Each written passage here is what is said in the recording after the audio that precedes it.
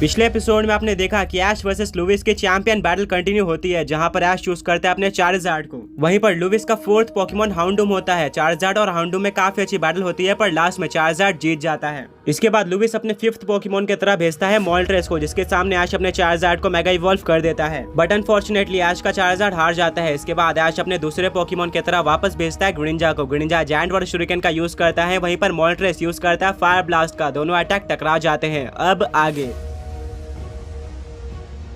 इन दोनों अटैक के चलते काफी बड़ा एक्सप्लोजन हो गया था और सभी लोग अब रिजल्ट का वेट कर रहे थे कि कौन सा पोकेमॉन हारा है और कौन सा जीता है। फाइनली धुआं हट जाता है और देखने को मिलता है कि मोल्ट्रेस हार चुका है। वहीं पर दूसरी तरफ ग्रिनिंजा को अभी भी कोई डैमेज नहीं पड़ा है। लुविस काफी ज्यादा डिसअपॉइंटेड होता है। वहीं पर दूसरी तरफ ऐश के फ्रेंड्स काफी खुश होते हैं। वो बोलते हैं कि इसका मतलब ग्रिनिंजा के वाटर शुरिकेन ने पूरी तरह से मोल्ट्रेस के फायर ब्लास्ट को डोमिनेट कर दिया था और वो जीत गया। लुविस अपने मोल्ट्रेस को पोकेबॉल के अंदर वापस लेता है। वो बोलता है कि मोल्ट्रेस तुमने काफी ज्यादा अच्छी बैटल करी, पर ग्रिनिंजा एक काफी स्ट्रॉन्ग पोकेमॉन है, जिसके चलते तुम उसके सामने नहीं टिक पाए। कोई बात नहीं, मेरा नेक्स्ट पोकेमॉन सब कुछ देख लेगा। लुविस बोलता है ऐश तुमने अभी तक सारी चीजें अच्छे से हैंडल करी है, बट आगे क्या होने वाला है वो तुम्हें बिल्कुल भी अच्छा नहीं लगने वाला। ऐश सोचता है कि ऐसा क्या होने वाला है। तभी लुविस अपने लास्ट पोकेबॉल को बाहर निकालता है और बोलता है कि अब सब कुछ तुम पर है। तुमने मुझे काफी सारी बैटल सिंगल हैंडेडली जिताई हुई है और मैं यहाँ पर भी वही एक्सपेक्ट करता हूँ। जाओ सिंडरेस, एक प्योर फायर टाइप का स्टार्टर पोकेमॉन था जनरेशन 8 यानी कि गला रीजन से। ऐश बोलता है सिंडरेस, इससे बैटल करने में तो काफी ज्यादा मजा आने वाला है। लुविस बोलता है कि बैटल स्टार्ट होने से पहले मैं बता दूं,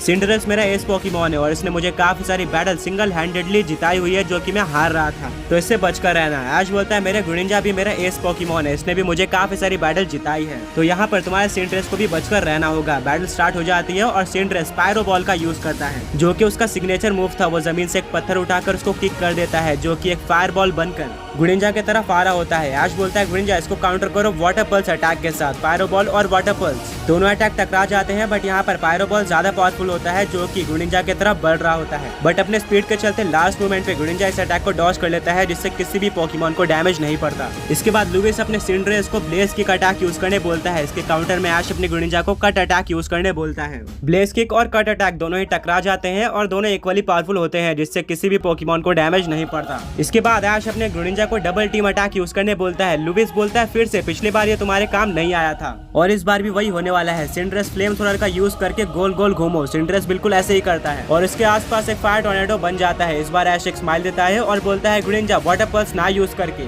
एरियल एस का यूज करो, ये एक फिजिकल अटैक था। ये सुनकर लुविस पूरी तरह से शॉक रह जाता है। सारे ग्रिनिंजा के क्लोज फायर टोर्नेडो को क्रॉस करते हुए सिंडरेस के पास आ जाते हैं और यूज कर देते हैं एरियल एस अटैक का, जिसको सिंडरेस डॉज नहीं कर पाता क्योंकि वो फायर टोर्नेडो के अंदर था एंड उसको कुछ भी नहीं दिख रहा था, जिसके चलते सिंडरेस को काफी ज्यादा डैमेज पड़ता है और वो जमीन पर गिर जाता है। ऐश बोलता है क्यों लुविस, कैसा लगा? मेरे पास एक ही स्ट्रैटेजी नहीं है, मेरे पास इससे ज्यादा स्ट्रैटेजीज है और मैं एक मिस्टेक को 2 बार रिपीट नहीं करता। लुविस बोलता है कि मानना पड़ेगा तुम्हारे स्ट्रैटेजीज काफी ज्यादा औसम है एंड उससे भी ज्यादा औसम तुम्हारे पोकेमॉन, बट अब ये बैटल मैं ही जीतने वाला हूँ। ऐश अपने ग्रिनिंजा को कट अटैक यूज करने बोलता है। ग्रिनिंजा सिंडरेस के पास आ जाता है, जिसके बाद लुविस अपने सिंडरेस को लो किक अटैक यूज करने बोलता है, जिससे सिंडरेस बेंड हो जाता है और कट अटैक मिस हो जाता है। वहीं पर सिंडरेस यूज कर देता है लो किक का, जो कि ग्रिनिंजा के पैर पे लगता है, जिससे ग्रिनिंजा का बैलेंस बिगड़ जाता है और वो जमीन पर गिर जाता है। लुविस बोलता है कि सिंडरेस सही मौका है, हाई जंप किक अटैक का यूज करो। सिंडरेस आसमान में चले जाता है और वहाँ से हाई जंप किक का यूज करता है। अब क्योंकि ग्रिनिंजा जमीन पर गिरा हुआ था, वो इस अटैक को डॉज नहीं कर पाता और हाई जंप किक उसके ऊपर लग जाता है, जिससे ग्रिनिंजा को काफी ज्यादा डैमेज पड़ता है।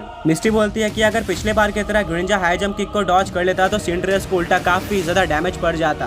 ब्रॉक बोलता है कि हाँ तुमने बिल्कुल सही कहा, बट ऐश की तरह लुविस भी एक मिस्टेक को 2 बार रिपीट नहीं करता है। पिछली बार उसने डायरेक्टली हाई जंप किक का यूज कर दिया था, बट इस बार जब ग्रिनिंजा जमीन पर गिरा हुआ था तब उसने मौका देकर हाई जंप किक का यूज किया और इस बार वो मिस नहीं होती है। सही ना बोलते है कि हाँ तुमने बिल्कुल सही कहा। इसके बाद सिंडरेस यूज करता है। ऐश बोलता है ग्रिनिंजा हाइड्रो पंप के साथ इस अटैक को काउंटर करो। दोनों ही अटैक टकरा जाते हैं, बट यहाँ पर हाइड्रो पंप फायर स्पिन के मुकाबले कहीं ज्यादा पावरफुल होता है, जिसके चलते वो फायर स्पिन को ओवर पावर करते हुए सिंडरेस के ऊपर लग जाता है। ये एक सुपर इफेक्टिव अटैक था, जिससे सिंडरेस को काफी ज्यादा डैमेज पड़ता है। इसके बाद लुविस बोलता है कि सिंडरेस फायर प्लेज का यूज करो। इसके काउंटर में ग्रिनिंजा यूज करता है एरियल एस का।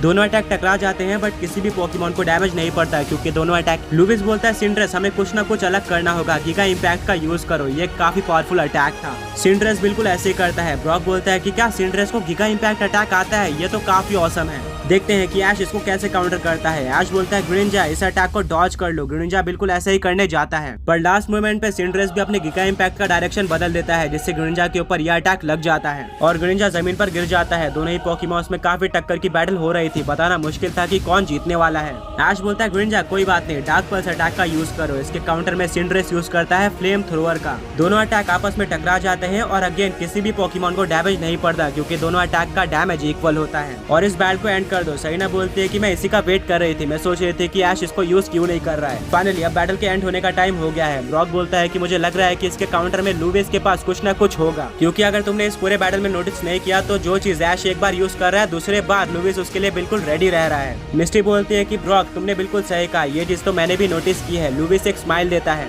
और बोलता है सिंड्रेस जायंट पायरोबॉल का यूज करो। सिंड्रेस से काफी ज्यादा बड़ा पायरोबॉल क्रिएट कर देता है। ब्रॉक बोलता है एग्जैक्टली, मैंने बोला था कि लुविस के पास एक काउंटर स्ट्रेटेजी जरूर होगी और वो यही है। दोनों ही पोकेमॉन्स अपने जायंट अटैक्स को लॉन्च कर देते हैं और दोनों ही अटैक आपस में टकरा जाते हैं, जिससे काफी ज्यादा बड़ा एक्सप्लोजन होता है और हर तरफ स्मोक हो जाता है, हर तरफ हवा चलने लगती है। किसी को कुछ भी नहीं दिख रहा होता है और कोई अंदाजा नहीं होता है कि अभी अभी क्या हुआ है। ब्रॉक बोलता है कि यहाँ पर तीनों रिजल्ट पॉसिबल है, या तो ग्रिनिंजा हारा होगा, या तो सिंड्रेस, या फिर हो सकता है कि दोनों पोकेमॉन्स के बीच में टाई हो जाए, जिसके सबसे ज्यादा चांसेस है क्योंकि दोनों ही अटैक सुपर स्ट्रॉन्ग थे और ऐसे में दोनों पोकेमॉन्स का बचना मुश्किल है। अगर कोई पोकेमॉन यहाँ पर बच जाता है तो डेफिनेटली वो एक काफी ज्यादा स्ट्रॉन्ग पोकेमॉन है। कुछ टाइम बाद स्मोक हट जाता है और देखने को मिलता है कि दोनों ही पोकेमॉन्स अभी तक खड़े हुए हैं, जिसको देखकर सभी लोग सरप्राइज हो जाते हैं। सबको यही लग रहा था कि दोनों में से डेफिनेटली एक न एक पोकेमॉन हारा होगा, बट यहाँ पर तो कुछ अलग ही हुआ था।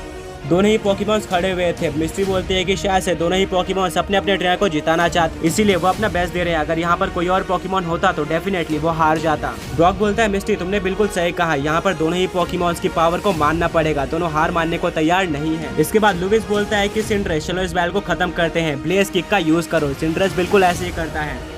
जैसे सिंड्रेस ग्रिनिंजा के पास आ जाता है, ग्रिनिंजा जंप करता है और अपने शूरिकेन के चलते फ्लोट करने, जिसके चलते वो ब्लेज की अटैक को डॉज कर लेता है। ऐश बोलता है ग्रिनिंजा चलो फाइनली इस बैटल को खत्म कर देते हैं, कट अटैक का यूज करो। सिंड्रेस पूरी तरह से अनबैलेंस्ड होता है क्योंकि अभी अभी ग्रिनिंजा ने उसके अटैक को डॉज किया था, जिसके चलते उसके ऊपर कट अटैक लग जाता है और सिंड्रेस नीचे गिर जाता है। ऐश बोलता है ग्रिनिंजा बहुत बढ़िया, एरियल एस का यूज करके बैटल को खत्म कर दो। ग्रिनिंजा एरियल एस को भी यूज कर देता है, जिससे सिंड्रेस जमीन पर गिर जाता है और वो काफी ज्यादा वीक लग रहा था। लुविस बोलता है कि सिंड्रेस तुम्हें वापस खड़ा होना पड़ेगा। ब्रॉक बोलता है कि ग्रिनिंजा ने काफी अच्छा कमबैक किया है। सब लोग सोच रहे थे कि ये बैटल खत्म हो चुकी है, पर तभी सिंड्रेस वापस खड़े होने की कोशिश करता है, पर